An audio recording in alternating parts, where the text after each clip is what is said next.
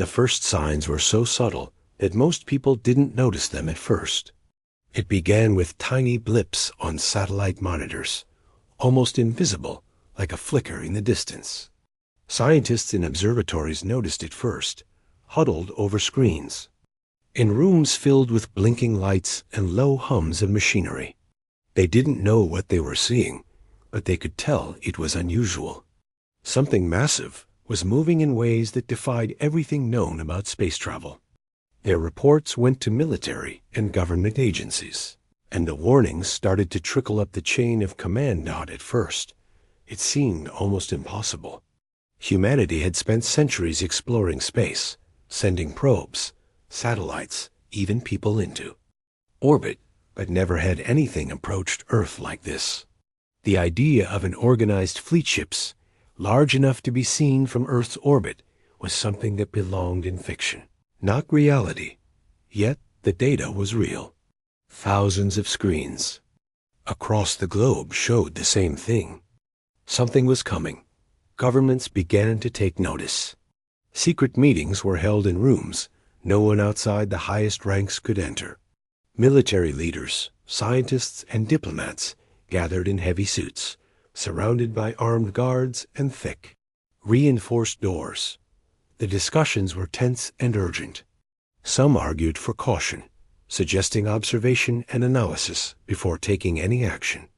Others demanded an immediate defensive response. "We cannot wait," one voice said sharply. "If we show hesitation, it could be interpreted as weakness." Another voice countered, "We don't even know what we are dealing with. One wrong move, and we could trigger a disaster." As the debate continued, the public remained mostly unaware. People went about their daily lives, commuting, working, laughing, living. In some cities, a few sharp-eyed individuals began noticing unusual lights in the sky, strange patterns that didn't match anything natural or human-made. Social media posts began to spread, showing streaks of light, blurred shapes, and odd shadows. Many dismissed them as satellites, meteorites, or even hoaxes. But the ones who knew, the ones watching the screens in hidden command centers, felt a creeping fear. The Council, a secret international body formed to handle extreme global threats, convened with urgency. These were people used to making life or death decisions in secrecy, and yet even they hesitated. Reports indicated that the approaching fleet was unlike anything humanity had seen. Its size, its speed, its formation, it all suggested a level of intelligence and coordination far beyond anything Earth could match. Inside the council chamber, voices rose and fell in heated discussion. One member argued for a defensive strike, insisting that failing to act would be catastrophic. Another warned that striking first could provoke the fleet into retaliation. They weighed options, analyzed simulations, and tried to predict the unknown. Outside, ordinary people were unaware of the storm brewing above them. They lived in their cities, towns, and villages, oblivious to the conversations that could determine the fate of billions. Meanwhile, scientists worked frantically to understand the signals coming from the fleet. Some attempted to communicate, sending messages in various forms, mathematical sequences, radio signals, flashes of light, but none were acknowledged. It was as if the fleet was studying Earth, observing quietly, waiting. This silence was deafening. For those in command, the lack of response created a feeling of helplessness. Every decision felt like a gamble with stakes that could not be measured. In homes across the world, ordinary people began to notice changes in the sky. Lights that hovered, moved too quickly, or vanished without warning. At first, many dismissed them as drones, weather balloons, or optical illusions. But slowly, a sense of unease grew. Stories began to circulate, planes losing contact with control, towers, power fluctuations in certain regions, unusual weather patterns.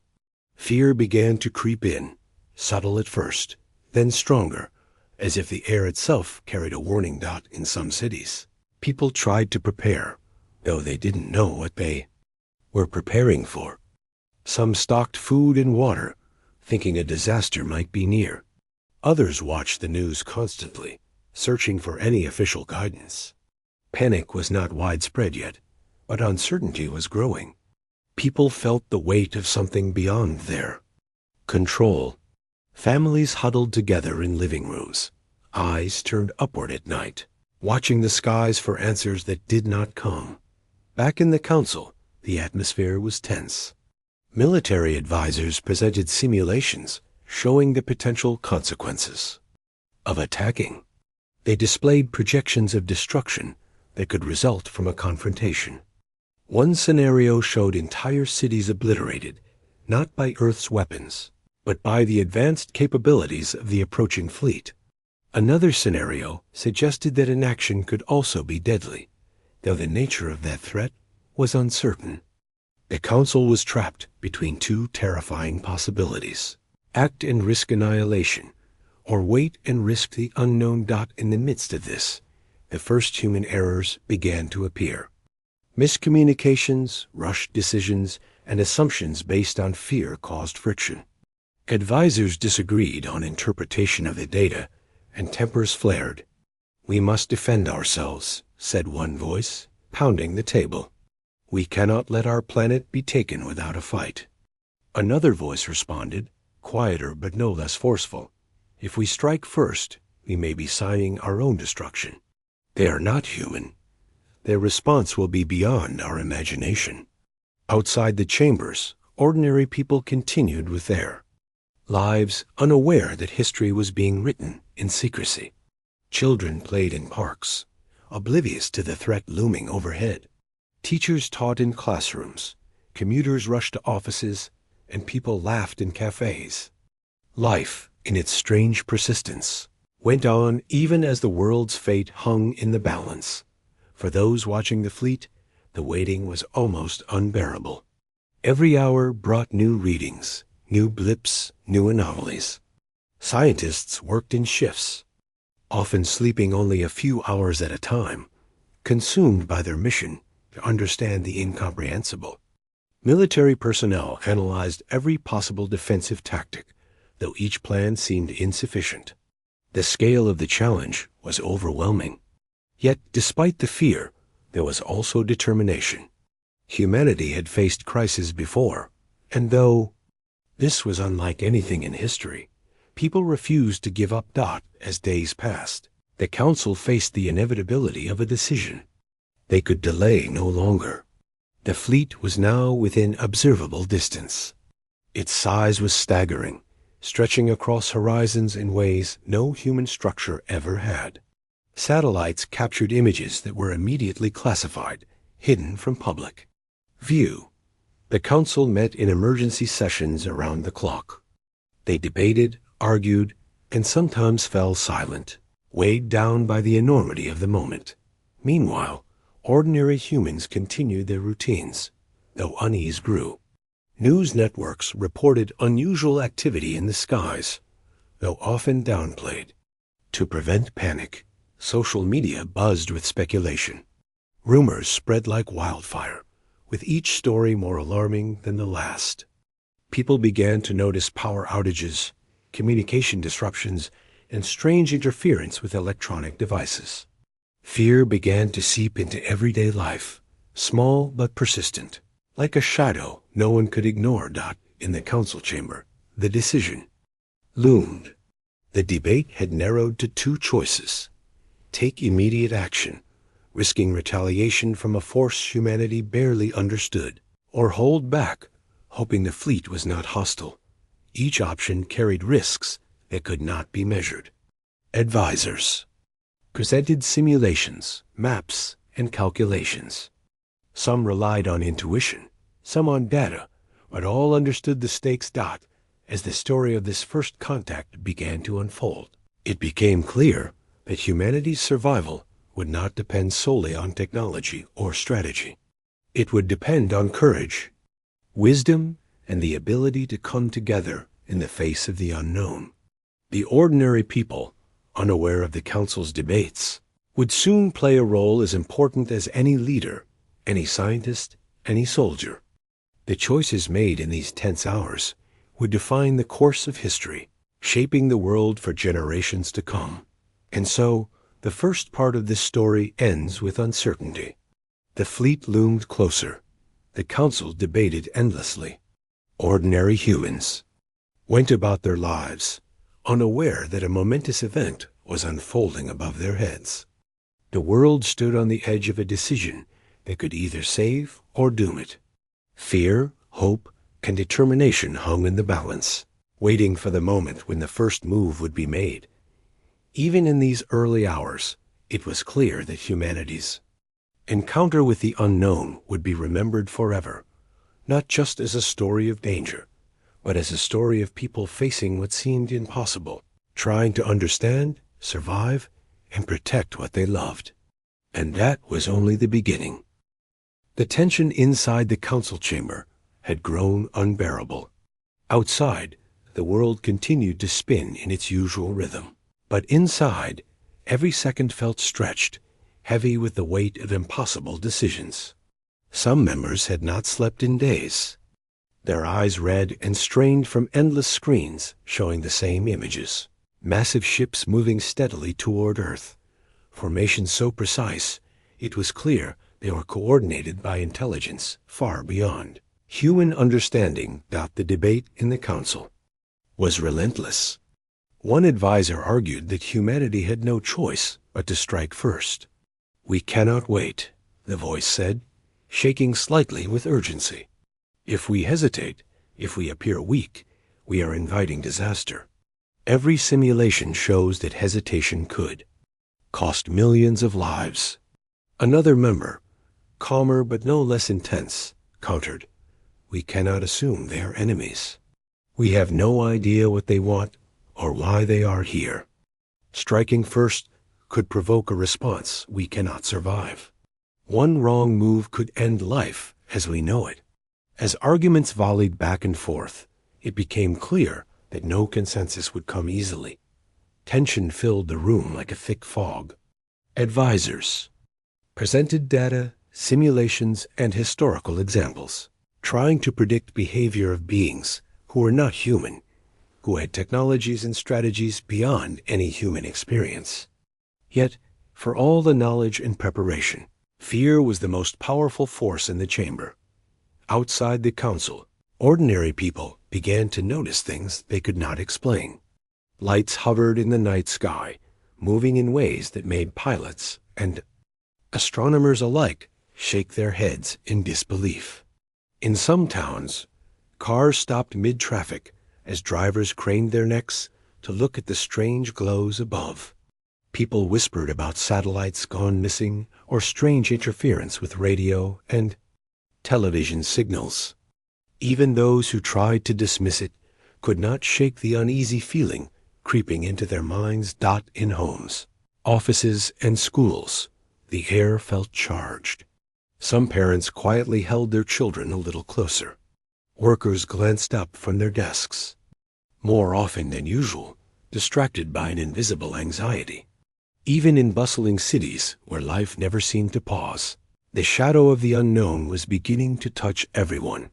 The council's discussions continued late into the night, sometimes running in parallel in secret chambers, other times in full session.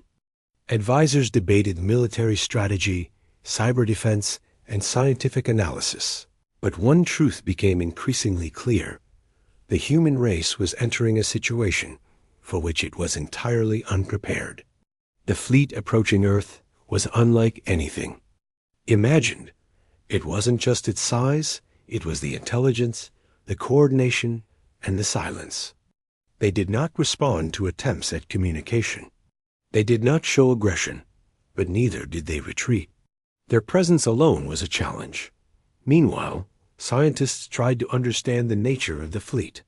Some studied the patterns of movement, looking for any clue about intent.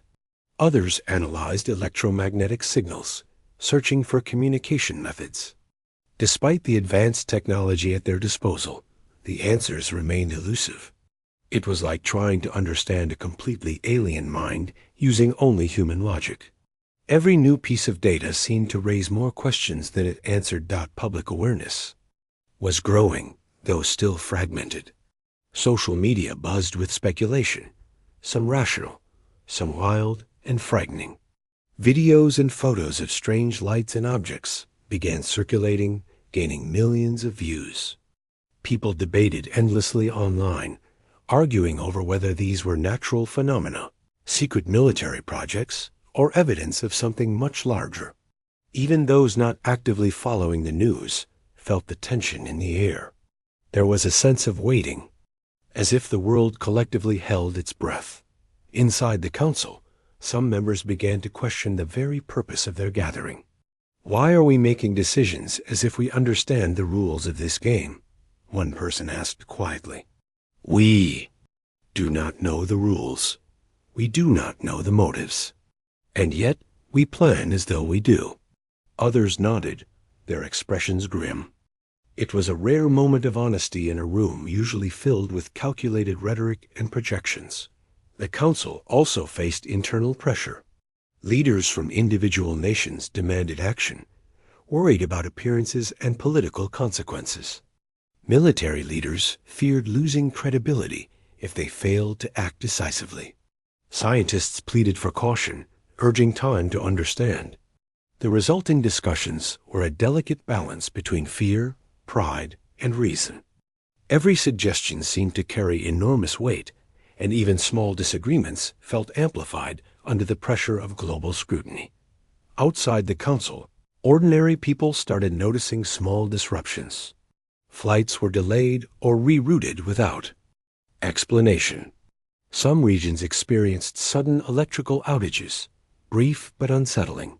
Phones and radios occasionally failed, replaced by static or strange interference. While some dismissed these as coincidences, others sensed a larger pattern, a sign that something extraordinary was occurring above their heads. Communities began to respond in ways both practical and instinctive. Neighborhoods held informal meetings, discussing what to do if disaster struck. Families stocked supplies, prepared emergency plans, and shared information. Even those who were usually skeptical felt a need to act, to create a sense of control, in a world that suddenly felt unpredictable. Fear, uncertainty, and hope mingled together, driving ordinary people to extraordinary preparation. As the council debated, some advisors began exploring alternative strategies. They considered surveillance, intelligence gathering, and nonviolent demonstrations of strength, all designed to avoid provoking the fleet unnecessarily. Others focused on communication attempts, trying to understand if the fleet could be reasoned with or if any common ground could be established. Every plan required balancing potential risk against potential gain, and the unknowns were terrifying. Meanwhile, the world's media reported on the unusual events as cautiously as possible. News anchors used calm tones, even as scientists appeared on television to describe the unexplained phenomena. While officials urged calm, the images shown to the public strange lights, massive shadows, and mysterious patterns created more questions than answers. Panic was kept at bay for the moment, but unease was spreading like a quiet ripple across the globe. In the council chamber, nights blurred into days. Advisors worked tirelessly, some pacing, some staring silently at screens. Stress took a physical toll, and tempers flared. One heated argument escalated to shouting, only to be interrupted by a moment of silence as a new report appeared on the screens. The fleet had shifted formation, a subtle but unmistakable change. Everyone leaned forward, analyzing it, searching for meaning. Was it a warning, a sign of aggression, or simply movement with no intent? No one could say. Yet even in the midst of fear and confusion, there were moments of determination. Some council members, scientists, and military leaders displayed calm, clear thinking, trying to find solutions. Ordinary humans, too, began showing resilience in small ways. Citizens who worked at observatories stayed awake to track movements. Amateur radio enthusiasts tried decoding signals. Engineers and programmers volunteered to assist in analysis and communications. Even when fear threatened to paralyze them, people took action. The world was now at a tipping point. Humanity had realized that this was not just an anomaly, not just a problem that could be solved with simple action. This was a challenge that would test every skill, every instinct, and every ounce of courage. The Council understood that their choices, while secret, would have consequences that rippled across the planet. They debated tirelessly, weighing risk against risk, trying to predict the unpredictable. And yet, amid all the tension and fear, one truth became undeniable. Humans, ordinary and extraordinary alike, were beginning to awaken to the reality that survival would depend on more than technology or military might. It would depend on collaboration, intelligence, courage, and the ability to think beyond fear. Ordinary people, many still unaware of the Council's work, would soon play roles just as critical as the leaders and experts in the chamber. By the end of this period of hesitation and debate, the Council knew one thing for certain: humanity could not afford to be reckless, but neither could it afford to do nothing.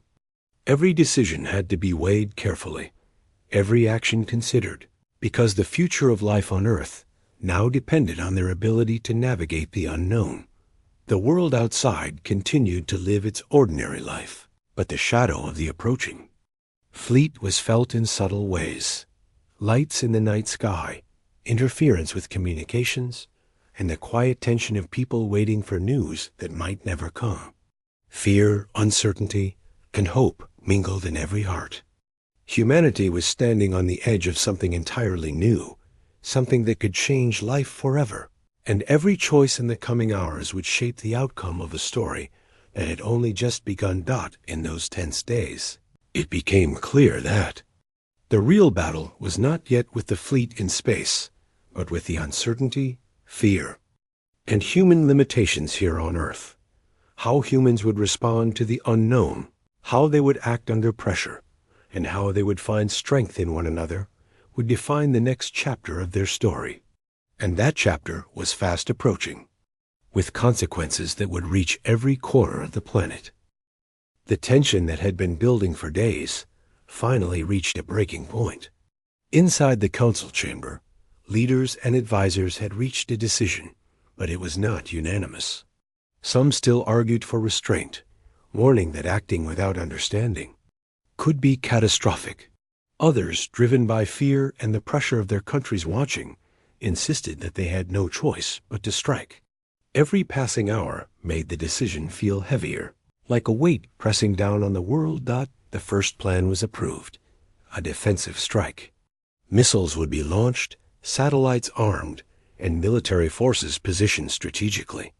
It was an attempt to protect Earth, to show strength, to send a warning that humanity would not be ignored.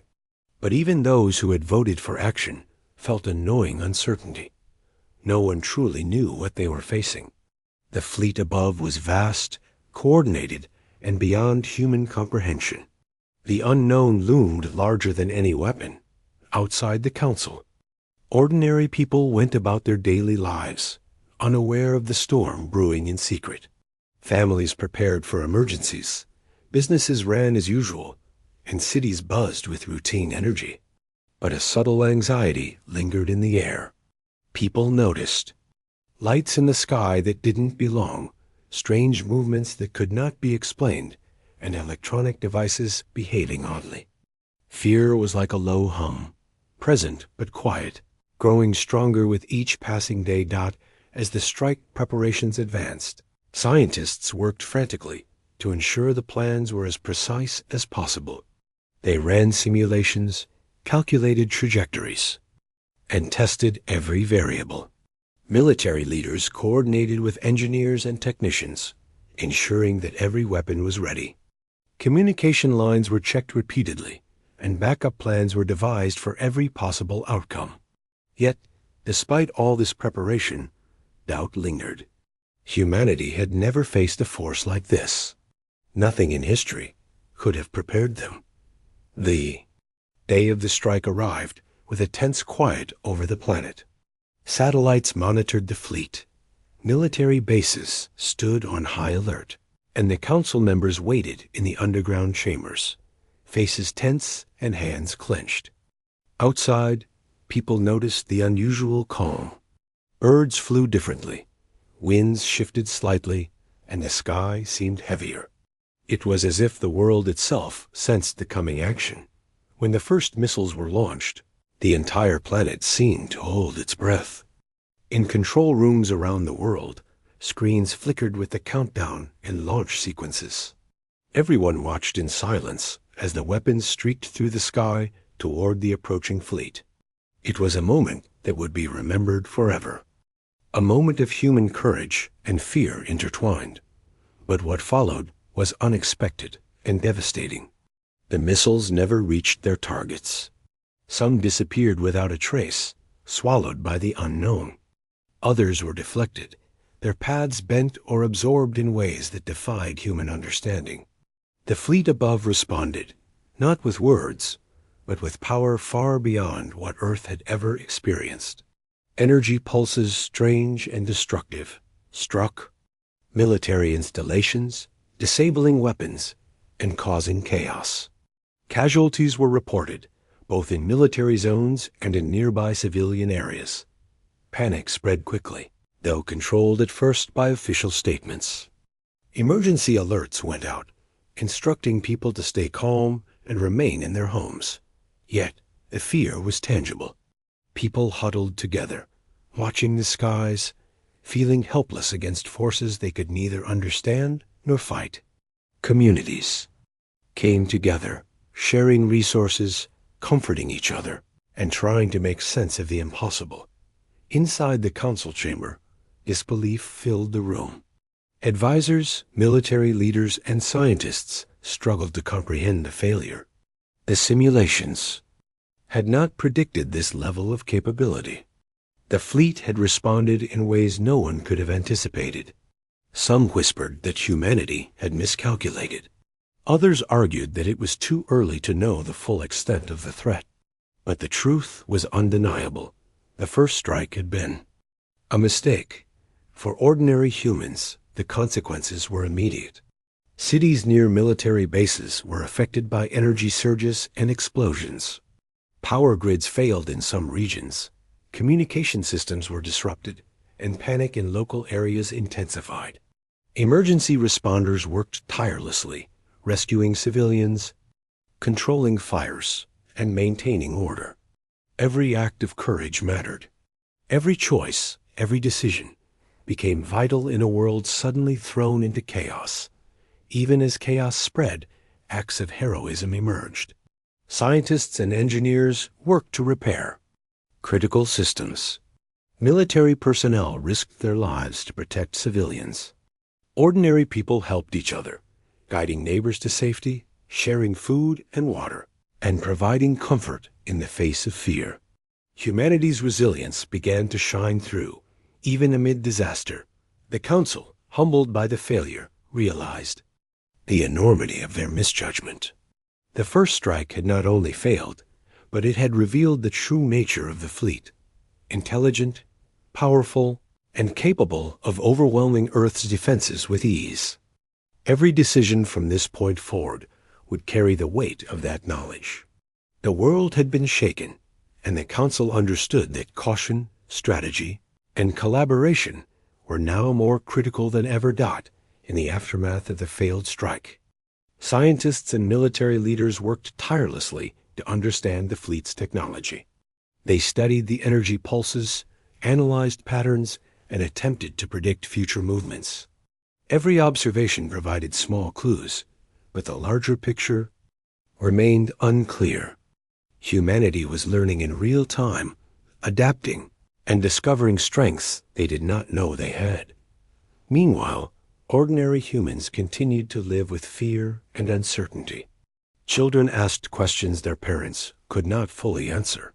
Communities faced shortages of supplies in some areas, while others organized quickly to share what they had. People communicated through radios, online networks, and local meetings, spreading information and guidance. Fear was present, but so was solidarity. Council recognized that the first strike had been a lesson in humility. They began to shift focus from aggression to preparation and understanding. Diplomacy, if possible, would require careful observation and communication. Defensive strategies had to be reevaluated, focusing not only on technology, but also on resilience, intelligence, and human ingenuity. The failure had shown that humanity's survival depended on more than weapons. It depended on adaptability, courage, and collaboration. As days passed after the strike, the world slowly began to grasp the scale of the threat. Governments issued public statements urging calm, but the fear lingered. People watched the skies for signs, helped each other prepare, and shared knowledge within their communities. Ordinary humans were becoming part of the solution, their actions just as crucial as those of scientists and military leaders. At the same time, the Council began to understand something essential. Their mistake had changed the dynamics of the encounter. The fleet was no longer passive. It had been observed, and it had responded in a way that demonstrated power and intelligence. Any further action had to consider this new reality. Humanity could no longer act with assumption or arrogance. Every move had to be calculated, every risk carefully weighed. Yet, even in the face of failure and fear, hope persisted. Humans had faced crises before, natural disasters, wars, and global challenges, and had survived. Courage, determination, and creativity had always emerged in the darkest hours. The failure of the first strike was devastating, but it was also a moment of learning, a moment that would shape future decisions, and a moment that reminded humanity of its need to adapt, collaborate, and persevere. Communities around the world continued to respond in small but meaningful ways. Volunteers helped repair local infrastructure. Families shared resources and knowledge. People checked on neighbors, offered comfort, and found strength in solidarity. Even as the skies above remained uncertain and dangerous, life on Earth continued, driven by the will to survive and the hope for understanding. Inside the Council, leaders began to plan the next steps with greater humility and caution. The lessons of the failed strike were clear. Force alone was not enough. Intelligence and preparation were vital, and ordinary humans would play critical roles in the survival of the planet. Strategies were reevaluated, communication attempts refined, and every variable reconsidered. The stakes had never been higher, and the responsibility heavier. The world now understood a simple, terrifying truth. Humanity was facing a power far greater than anything it had ever encountered. But it also understood another truth. Survival would not come from fear alone. It would come from courage, collaboration, intelligence, and the willingness to learn from mistakes. The first strike had been a blunder, yes, but it had also revealed the strength, resilience, and potential of humans when confronted with the unknown. As Part 3 closes, the planet remains tense but alert. The fleet continues to loom above, its intentions still mysterious. Humanity has tasted failure, felt fear, and faced loss. But it has also begun to understand the importance of unity, preparation, and courage. The story is far from over. The lessons learned from the first mistake will shape the next phase of this encounter.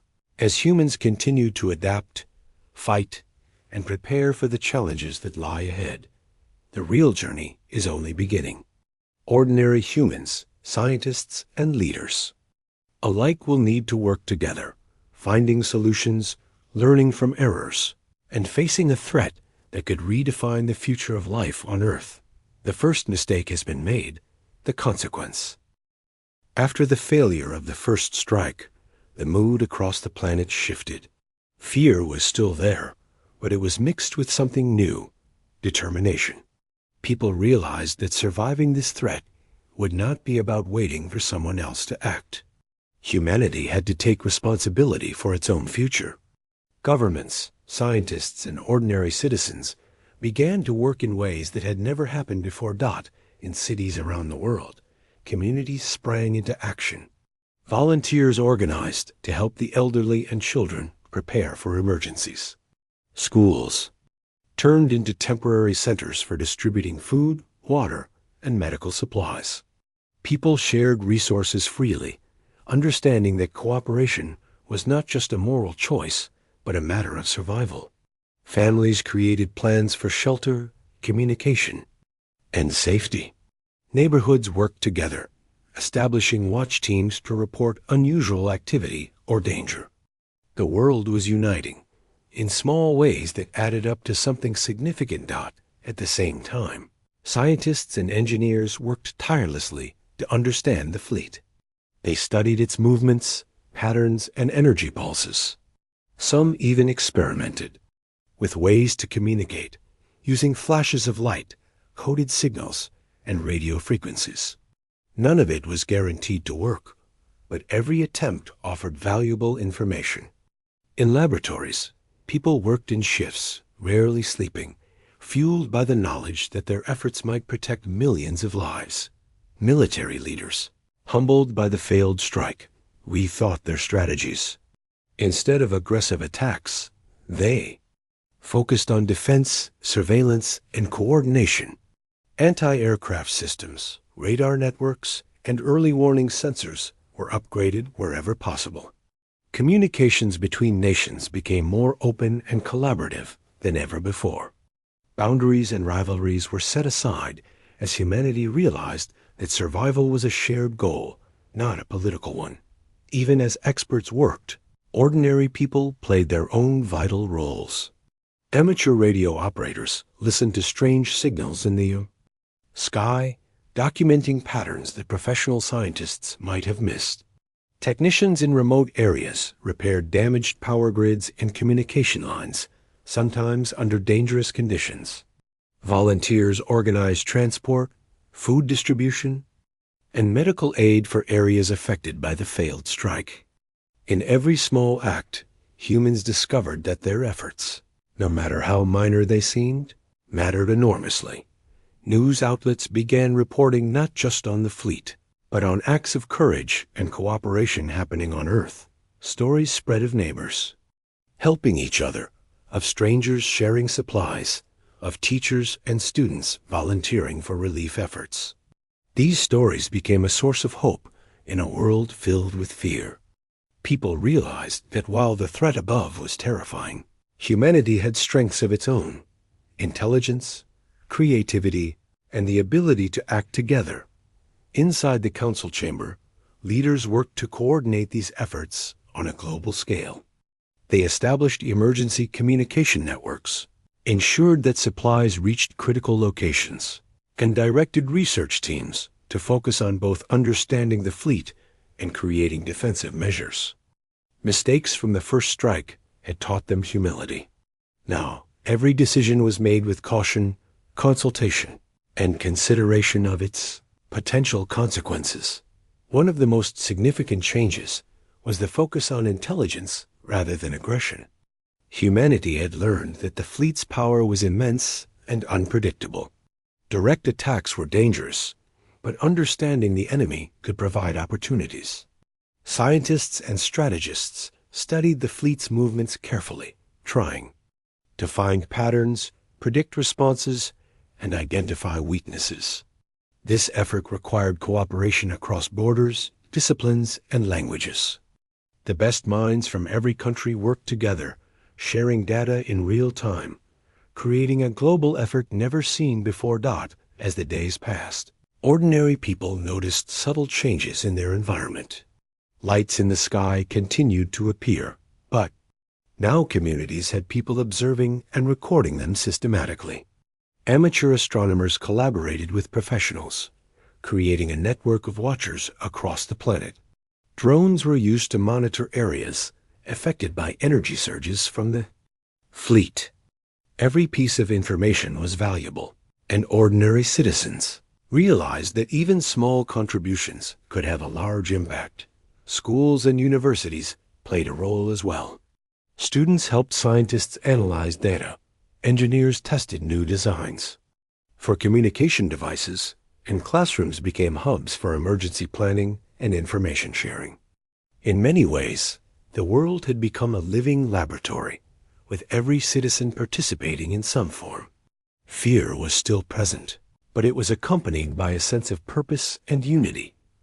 Local governments began to focus on resilience. Power grids were reinforced, hospitals prepared for mass emergencies, and shelters were stocked with supplies. Transportation networks were optimized to allow quick movement of people and resources if necessary. Cities implemented emergency drills, teaching residents how to respond to potential attacks or disasters. The world was learning to adapt, to be ready for something entirely new and unprecedented. Despite the improvements, fear was never far away. The fleet remained a constant presence in the sky, a reminder of the danger humanity faced. People were aware that this was only the beginning. Yet, in facing this fear, humanity found strength. Communities bonded, families supported each other, and leaders learned to listen as well as command. Courage became as essential as intelligence and empathy. As important as strategy, one of the most important lessons emerged from these days: adaptability. People realized that rigid plans were dangerous in the face of something so unpredictable. Flexibility, creativity, and quick thinking became essential. Scientists adapted their research based on new observations. Military planners adjusted strategies. As new data came in, ordinary people adjusted their routines, helping each other, sharing information, and finding innovative ways to respond. Every person and every role was part of the larger effort. Technology also became a lifeline. Engineers worked on defensive systems, communication networks, and early warning devices. Drones, satellites, and monitoring stations were used in coordination, with local observations from ordinary citizens. Even tools as simple as radios and flashlights became part of the global effort to stay informed and connected. Humanity began to understand that survival depended on combining knowledge, technology, and human effort in ways that were once unimaginable. Communication became key. People across nations shared strategies, scientific discoveries, and practical advice. Global networks of observers reported anomalies, helping scientists refine their understanding. Volunteers coordinated relief efforts, monitored emergency situations, and spread accurate information to prevent panic. Humanity learned that the smallest acts could ripple outward, creating strength in numbers and resilience. The Council also realized the importance of morale. Fear could be paralyzing, but courage could inspire action. Leaders encouraged the public to stay calm and prepared, sharing updates on scientific and defensive progress. Media highlighted stories of cooperation and heroism, reminding people that even in terrifying times, human ingenuity and solidarity were powerful tools. As time went on, humans began to see progress, even amid danger. Observations of the fleet provided more information. Communication attempts, though still unanswered, helped scientists understand patterns of movement and energy. Communities became stronger, more organized, and more resilient. Every challenge was met with adaptation, every setback with learning. Humanity was proving, in small but significant ways, that it could respond to the unknown. Even as fear lingered, hope grew. Ordinary humans realized that survival was not about waiting for a miracle or a savior, but about action, intelligence, and cooperation. The fleet above remained a threat, but Earth had begun to prepare itself in ways that were previously unimaginable. People learned that courage was not the absence of fear, but the choice to act despite it. By the end of this period, humanity had changed.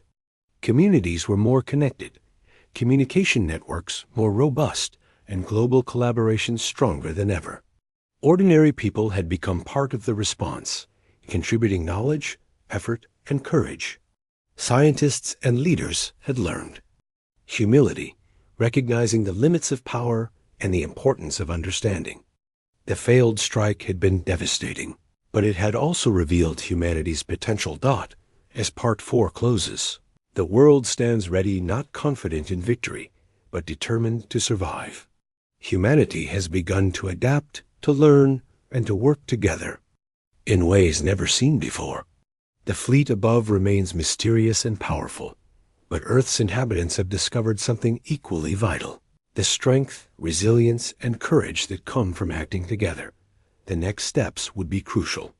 Humanity had learned from mistakes, embraced collaboration, and begun to harness ingenuity on a global scale. The story is far from over, and the challenges ahead would test every human skill and every ounce of courage. But one thing is certain: humanity is no longer passive. It is learning, adapting, and rising to meet the unknown, proving that even against unimaginable odds, the human spirit can endure and fight for survival. The days that followed were some of the most intense in human history. Humanity had begun to understand that the fleet hovering above was not just a mindless force, it was intelligent. This realization changed everything. The movements of the ships, once thought random, began to reveal patterns. Analysts noticed formations shifting in response to human actions, as if the fleet was observing, testing, and reacting. It was both fascinating and terrifying. Scientists worked tirelessly to study these patterns. Every day brought new discoveries, small hints about the fleet's capabilities and intentions. They noticed that the ships seemed to communicate among themselves using bursts of energy that no human device had ever recorded before.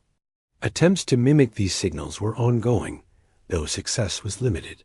Still, each experiment provided valuable insights. Humanity was learning to think like the unknown, an intelligence far beyond their own. Ordinary humans continued to play critical roles. Amateur astronomers, students, and hobbyists recorded movements in the sky, sharing their observations with professional scientists. Communities in remote areas reported unusual energy readings, and engineers analyzed this data alongside military teams. Every contribution, no matter how small, helped paint a clearer picture.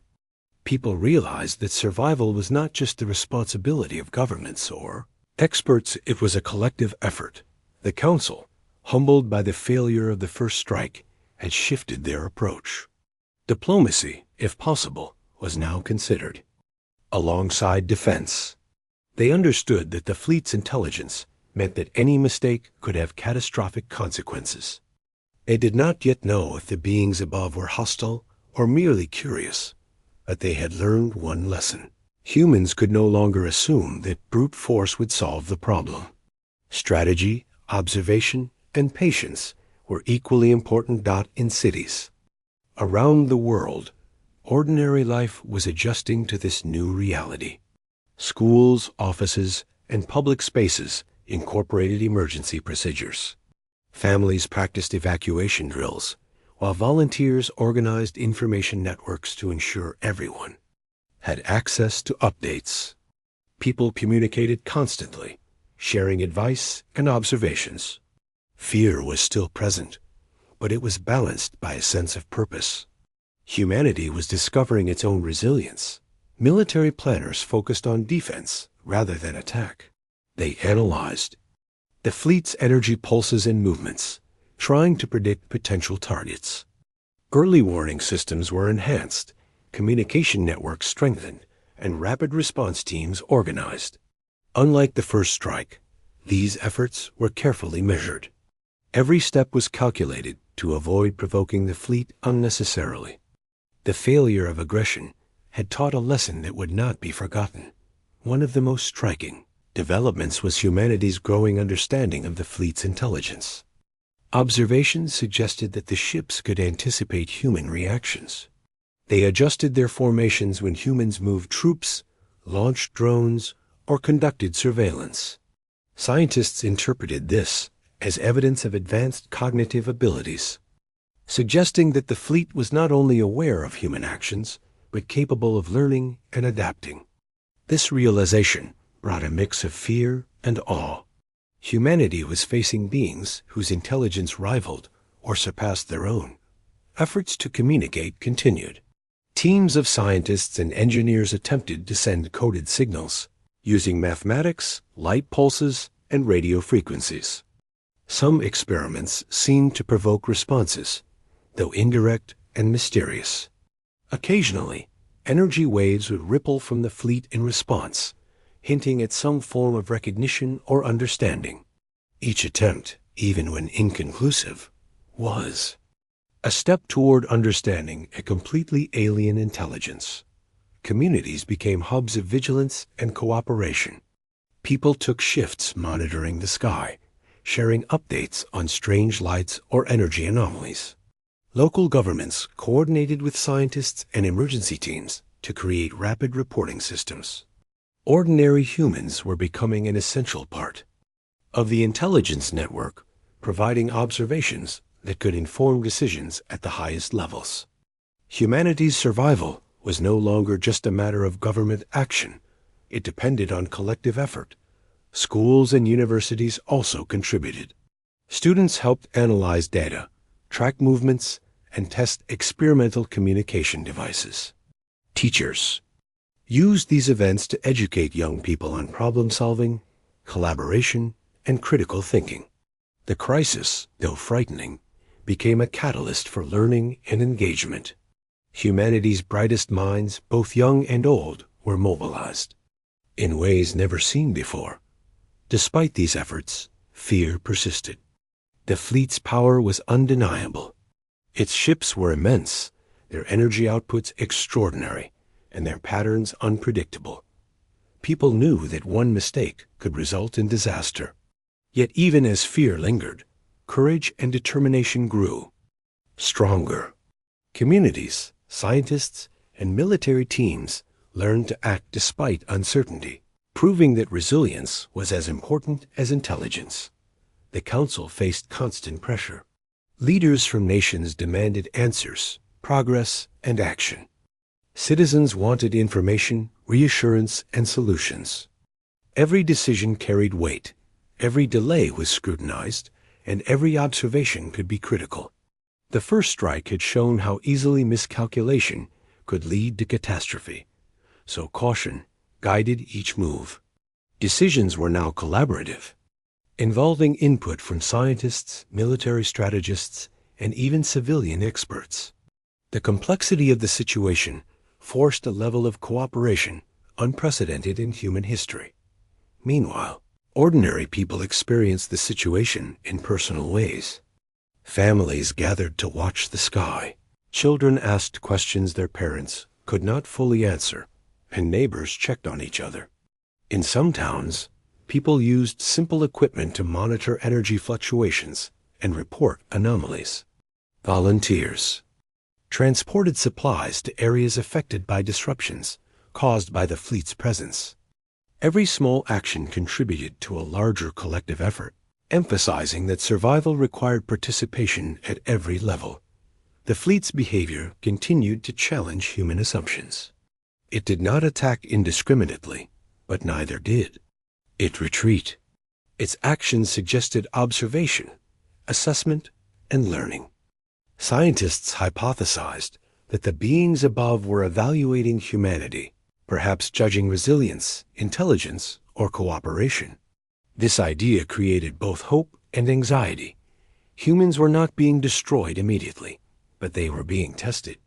The consequences of failure, however, were unknown and potentially catastrophic. As people adjusted to this reality, humanity's ingenuity became more apparent.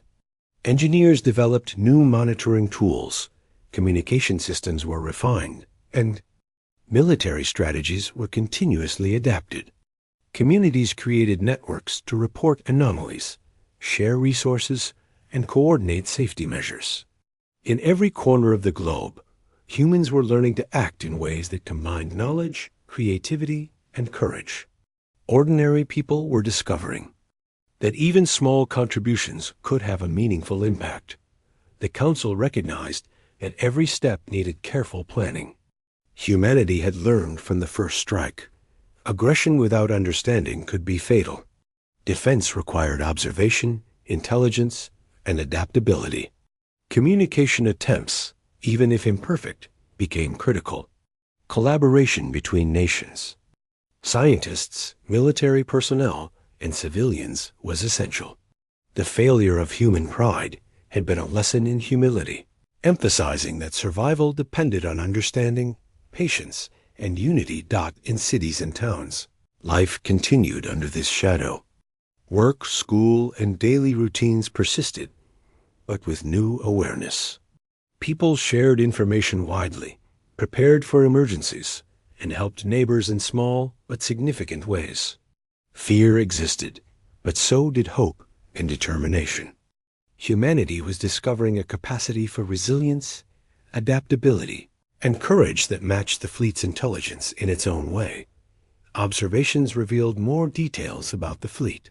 Some ships emitted pulses that suggested internal communication, while others adjusted formations in response to human monitoring.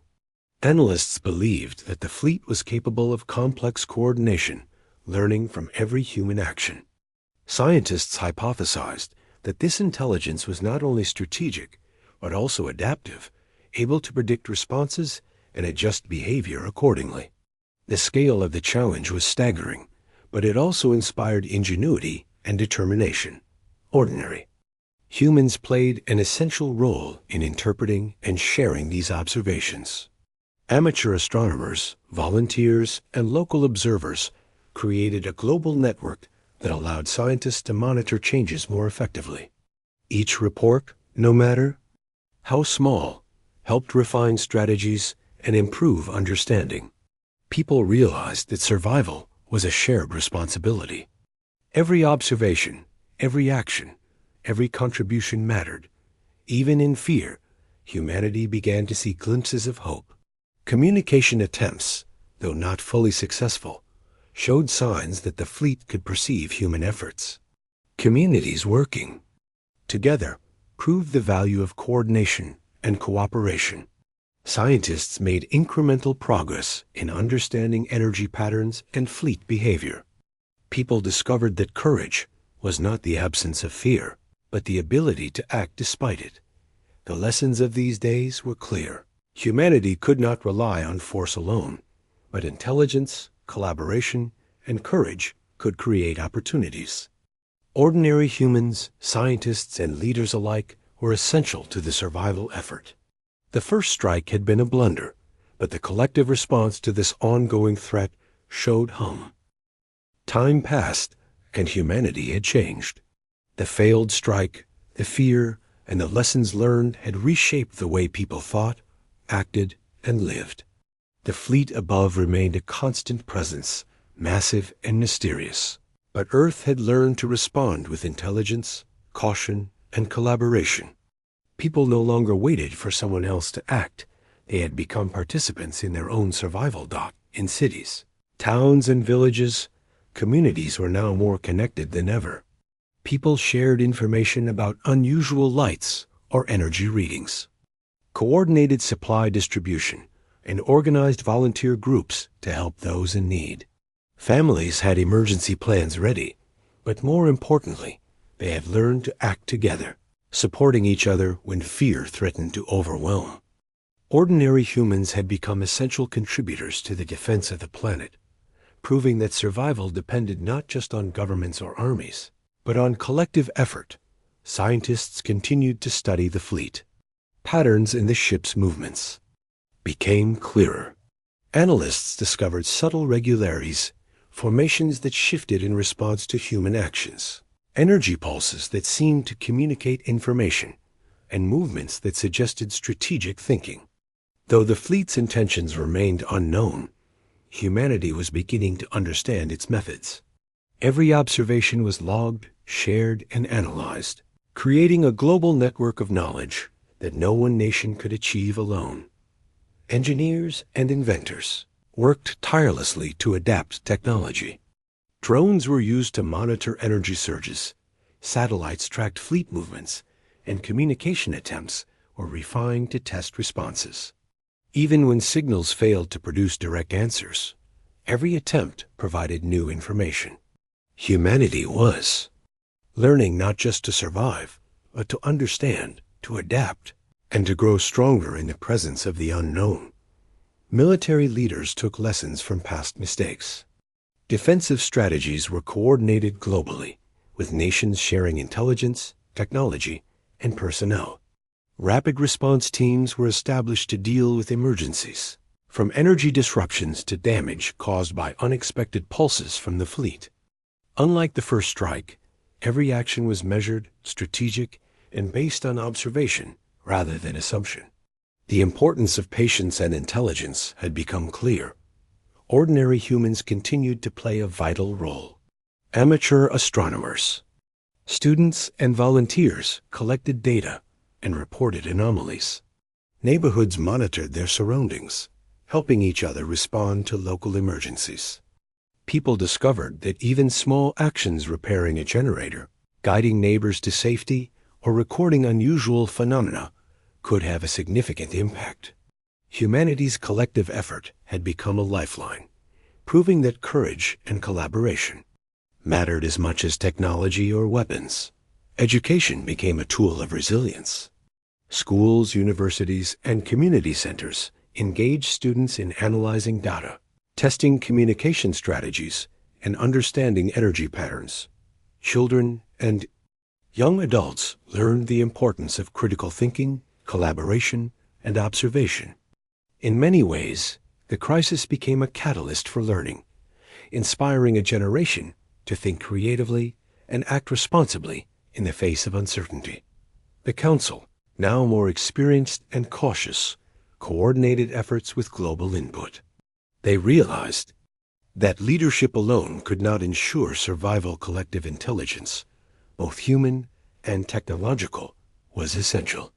Decisions were made carefully, considering input from scientists, military experts, and civilian observers. Every choice was informed by data, lessons from past mistakes, and the understanding that the fleet was intelligent, capable of learning, and unpredictable. Despite this preparedness, fear remained. The fleet was massive and powerful, a constant reminder of human vulnerability. Energy surges caused minor disruptions in cities. Lights in the sky sparked curiosity and anxiety, and communication devices sometimes failed unexpectedly. Yet even amid fear, humanity's courage grew. People had learned that fear could not paralyze action. Communities, scientists, and governments continued to act, showing resilience in every response. One of the most important lessons humanity learned was humility. The first strike had been a disaster, but it had taught a vital truth. Force alone could not solve the problem. The fleet was intelligent, and miscalculations could have catastrophic consequences.